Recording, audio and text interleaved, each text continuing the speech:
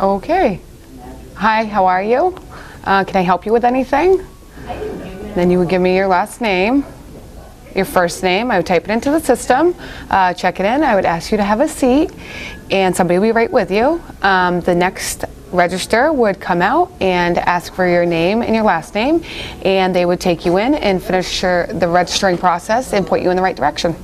During the registration process, you'll speak with Linda or Stacy and you'll verify your insurance information and demographic information, such as your telephone number and address.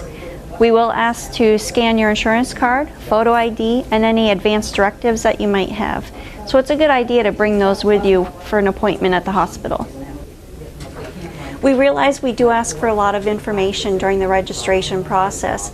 However, we also would like to get it done as quickly as possible so that you can go have your tests done and be on your way.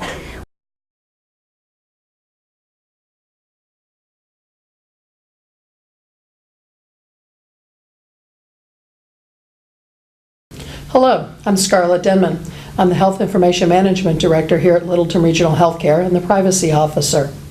And I'm Nicole Thal, Supervisor of Patient Access and Registration at Littleton Regional Healthcare. Today, Nikki and I would like to go over what a patient portal is with you. We have one for the hospital, and we also have one for the practices. The portal is a mechanism by which, through using the internet and secure email, a patient can now log in and be able to see medical information. Previously, you would have to come into the office, sign a release of information in the hospital or the practice to be able to have us mail or email or put it on a CD for you.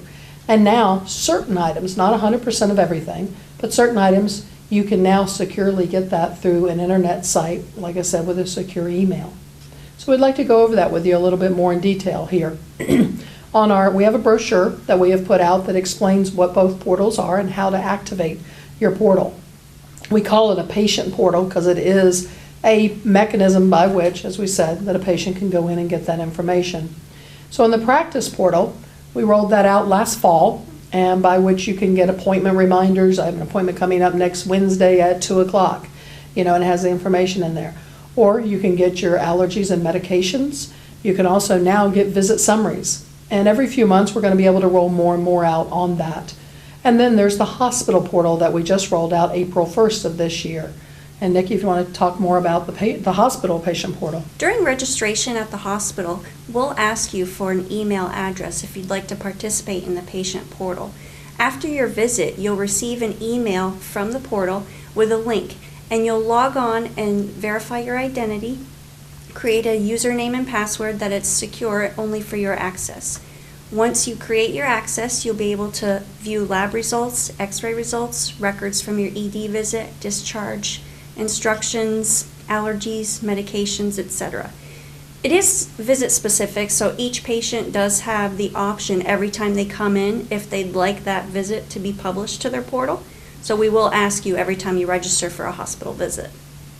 So you know that process is called, what we term it as, is opting in. So as Nikki said, we ask you each time. So we're going to opt you in to the portal each time. And please understand that because nothing is perfect within this portal, if we opt you in today and then in a week from now you come back and you have an inpatient stay and that information, you don't want to go to the portal, which is perfectly fine, and that is your right as a patient, surely. So if you don't want that one to go, then you go to log in and you're looking at your portal and you're like, hey, where's that inpatient stay? It's not going to be there. And Nikki nor I, no one has the ability to force that to the portal again. We've had some questions about that, so we want to make sure that is clear. Then it resorts to a release of information. You'd come to Health Information Management, medical records, and sign a release, but we can never send it to the portal if you don't opt in on every visit. And it's perfectly fine to opt in sometimes and not opt in, but we just want to make sure patients realize that.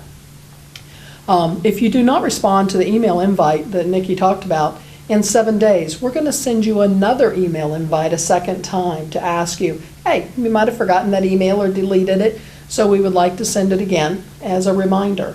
After that, we're not going to send another one. It's just 2 email invites. The patient portal is designed for your personal use. That means you do have the ability to edit and add information to your personal health record. However, it does not feed back into the hospital medical record. So your original medical record will not be tampered with. And we do have a disclaimer on the portal brochure that explains the fact that you do have the ability to add information. It just doesn't necessarily mean that that information gets back to your provider. So if you do have any questions about medications or results, you do need to contact your provider. The other thing we want to review with you is that the security and the privacy. Security and privacy are very important to us here at Littleton Regional Healthcare on your practice portal and your hospital portal.